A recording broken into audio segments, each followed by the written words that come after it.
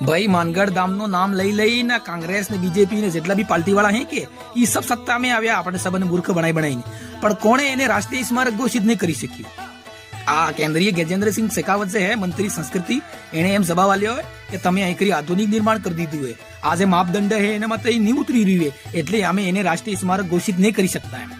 17 November 1913 દાડે ગોવિંદ ગુરુ નેતૃત્વ में આપણે 1500 થકી અધિક આપણે આદિવાસી જે શહીદ થઈ ગયા, દેશને આઝાદી બલે આપણે બલે શહીદ થઈ ગયા, આપણે એને રાષ્ટ્રીય સ્મારક ઘોષિત નહીં કરી શકતા। સરકાર હજી સબૂત માંગી રહ્યું કે કંઈ હું થયું।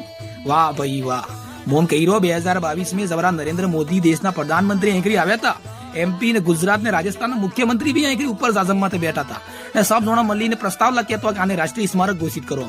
તવરા તો આપણે મોદીજી હોશમાં આવીને એમ કહી દીધું કે આને રાષ્ટ્રીય સ્મારક અમે ઘોષિત કરંગા એમ, કેમ કે તારા વોટ આવે તા એટલે ને આપણે જરા વારી આવી તવરા સબૂત માંગી રહ્યા।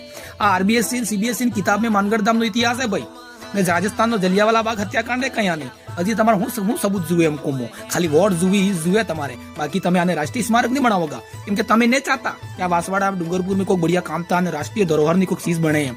રાષ્ટ્રીય લેવલ માં પછી જાગા તે રાષ્ટ્રીય લોગ આવેંગા, પછી આનો વધારે ઇતિહાસ કે વિશ્વમાં આગળ જાગા એમ, એટલે બતાડવા નહીં ચાહતા। મેન મુદ્દો તો હોય આગળ बढ़ावा नहीं चाहता, बाकी તમે ખાલી વોટ લાવવા બલે આની ચીજનો ઇસ્તેમાલ કરો, એ તો મો જાણી ગયો ભાઈ।